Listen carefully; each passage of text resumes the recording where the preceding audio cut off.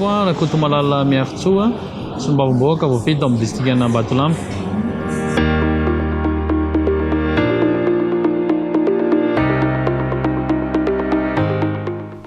Ny antony rahako dia alohan'ny Solombavambahoaka ny tenako dia piasa mpanjakana, piasa ny ministeran'ny jeunesse et sport, ary tao alohan'izay dia efa nandraha ihany koa ny tenako teo amin'ny sehatra ny nifanaovana lavanilina. Raha mikasika manokana ny fianarana ny ratovako dia naka bebe kokoa teo amin'ny sehatra ny économie, nianatra teny amin'ny université na Katso.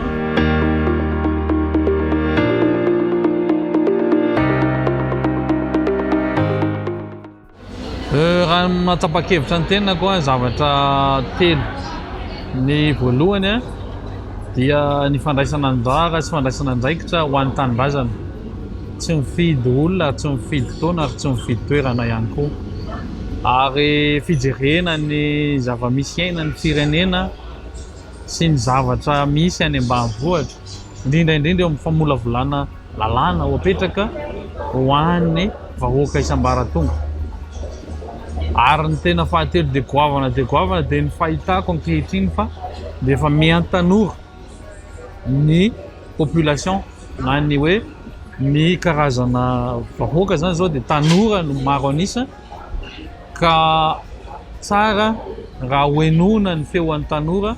mba ahafahantsika mampandroso firenena, ahafahantsika ihany koa mamaly ny etaetam-bahoaka tena izy eny fotony, ary ananany tsirairay avy fatokisana indrindra eo amin'ny fitantanan-draharaha eto amin'ny firenena.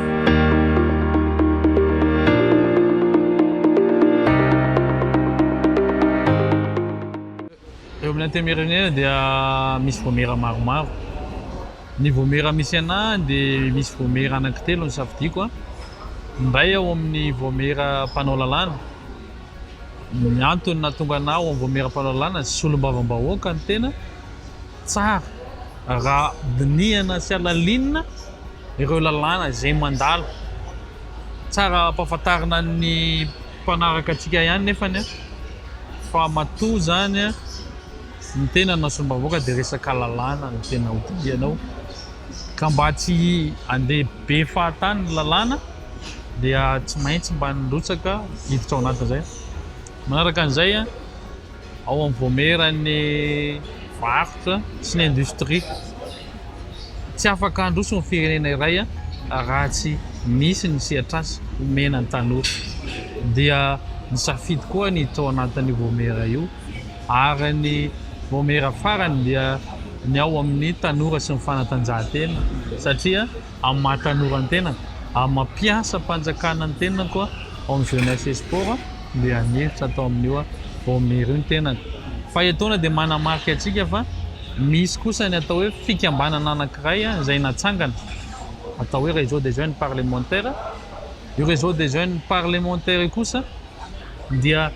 natao hivondrona ny tanora rehetra ao amin'ny assemblée nationale na amin'ny antenimiera-pirenena mba ahafahana mampitovy hevitra, ahafahana mitady vahaolana ihany koa ho an'ny firenena.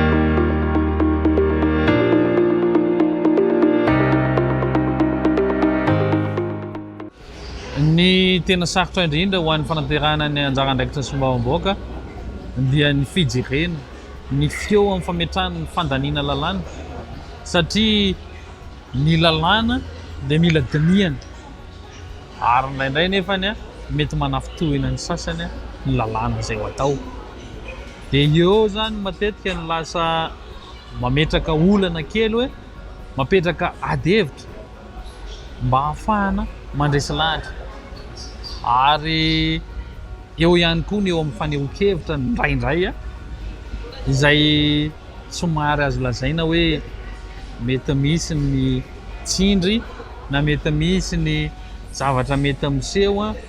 mety tsy ahafahana tena miteny milaza ny hevitra.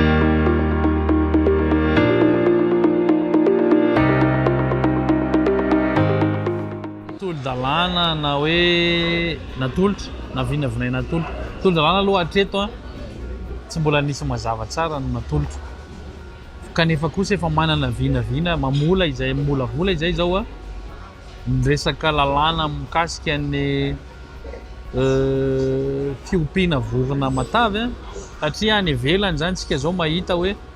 rahana ny fiompiana vorona matavy izay azahoana an'ilay foie gras raha amin'ny distrikako manokana dia tena io ny fiveloman'ny olona ka ny atahoako mba iarovako ny vahoakako le zao a dia hoe hojerena ny fametrahana lalàna indrindra ho eo amin'ny fijerenan'ny kalitao an'ireo vokatra izay vokariny ao amin'ny distrikako ireo. Proposition faharoa dia mahakasika ny resaka aluminium ihany sy fanaovana vilany izay hoe fijerena lalàna mba ahafahan'ny tsirairay avy mba misitraka sy mivondrona ho an'ny tombontsoa imbonany zany hoe eritreretinay ho ampivondronina zareo dia mba aoriana kely ao izy mba mahazo knaps na mba mahazo ohatr'izany dia ametrahana tolo-dalàna anankiray mba hiarovana anazy koa any aoriana any mba hoe ny mpanao vilany dia vao amin'ny distrikana Ambatolampy fa sao sanatria any aoriana any ka ho avy ny orinasa sinoa ho avy ny orinasa karana dia hipetraka eto amintsika dia apiditra mpanao vilany na apiditra mpanao sotro dia very ny firenentsika dia ametraka lalàna amin'izay hiarovana an'zareo zay zany vinakasa ho atao amin'ny titony.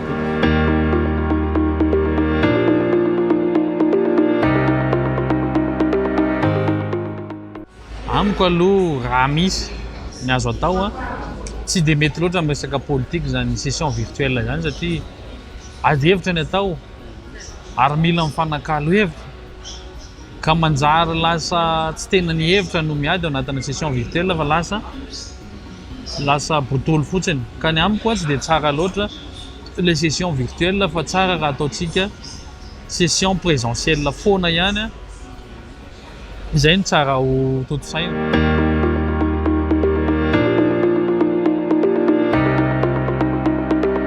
Mahakasika ny tendondray hoe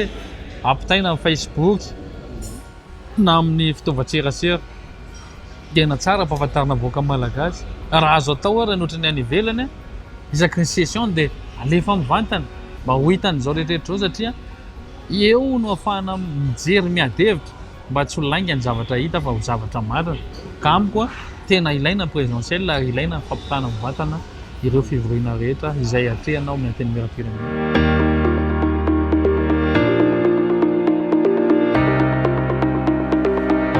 Fijeriko manokana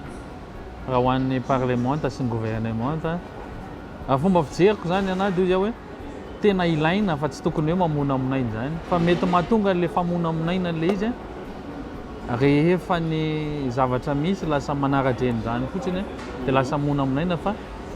io ary ny tena hoe fasafasina io ny tena atrehana débat général mba ahafahana mitaraina ahafahana miresaka ahafahana vahoaka malagasy mahafantatra hoe tena nisy marina ny entetam-bahoaka nampitaina tamin'ny gouvernement nisy zavatra tsy nentina ataon'ny gouvernement dia eo ny tsarain'ny Solombavambahoaka ny ireo gouvernement ireo ka amiko zava-dehibe no asiany zany zavatra fa lamma mety andrindrana anazy mba no tsara atao kely ohatra hoe jerena ny mety ahafahana mikadre anazy mba resaka temps mikadre anazy amin'ny resaka hoe fahanao interpellation an'ny membre gouvernement dia any ihany koa mba famaliny gouvernement tena attemps sy à terme an'ireo etaeta ny vahoaka ireo satria ny Solombavambahoaka mitondra fa tsy miteny ny etaetany.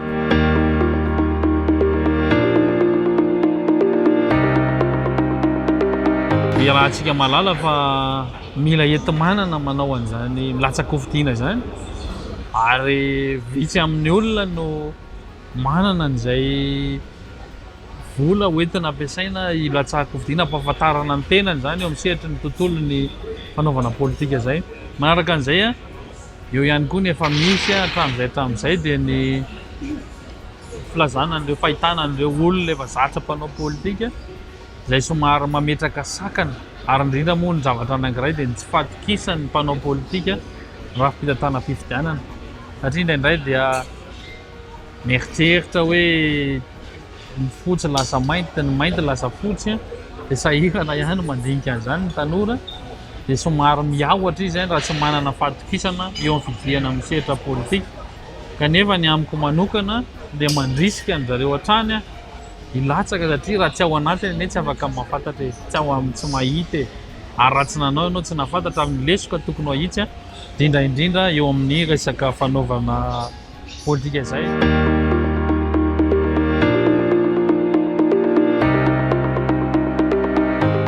Teo amin'ny lafin'ny tanora dia nitarika amin'ny fivoriana izay hijerena manokana ny fampandrindrana ny sécurité sy ny paix, izany hoe ny fandriam-pahalemana sy ny filaminana eran-tany. Ary teo amin'ny solitena iraisam-pirenena, teo amin'ny solitena ny anteny miaram-pirenena kosa dia nametraka manokana mitoerana sy anjara andraikitra nipetrahany atao hoe demokrasia na ny hoe fahalalana maneho hevitra aty amin'ny tany rehetrarehetra na eo indrindra aty amin'ny tany firenena izay andalam-pandrosoana toa ny Madagasikara. Ary nametraka ihany koa ny fahavononana hitady hevitra ahafahana manatombo sy manentana ireo tanora mba hisitraka sy handray anjara ao amin'ny resaka fanaovana sehatra politika sy fanaovana fandraisana anjara ho an'ny tanindrazana.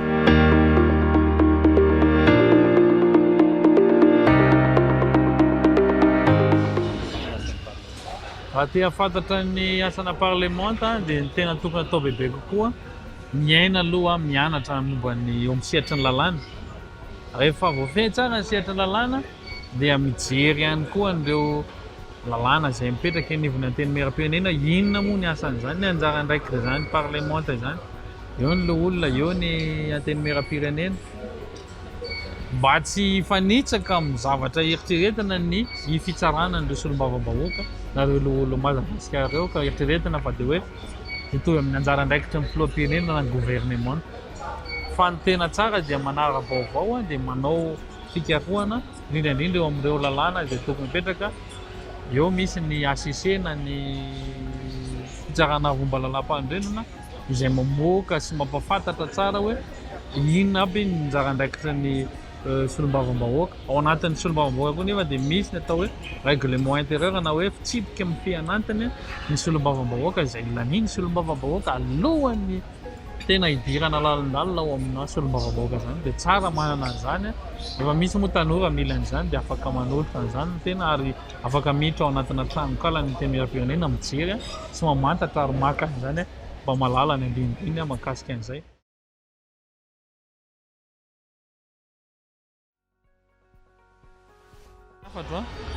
Dia tsotra tokony ho saha handray andraikitra ho an'ny tanindrazana. Aiza moa tsika nipetraka fa tsy eto amin'ny firenentsika ihany. Tsy manana toerana lentsika hoe ahoana fa tia ny tanitsika dia tsahantsika. Ka raha maloto ny tanitsika dia tsika ny tompony andraikitra amin'ny fanadiovana azy. Ka hoy aho hoe andao tsika hiara entana, hiara hivondrona, hihaino ny feo ary araka handray anjara ho an'ny tanindrazana. Tsy hoe akory hoe anomana fiainana ho anao an-trano na anomana ny hoavinao manokana fa ny hoavin'ny taranaka ao sy ny hoavin'ny izao tontolo izao ary ny hoavin'ny firenenao. Ka izay ilay fandraisana anjara sy fandraisana andraikitra dia tonga dia manentana ny tanora ho saha handray andraikitra ary anao izay tena tratry ny heriny ihany koa hanarenana ny firenena hampandrosoana ny tanindrazana. Ohatr'izay ihany koa ny vehivavy tsy fidiana izany izy, tsy safidianana izany izy fa tsotra ny ihany teniko hoe mipetraka amin'ny toerana iray tsika dia ny planeta iray tompony andraikitsika ho an'ity planeta ity.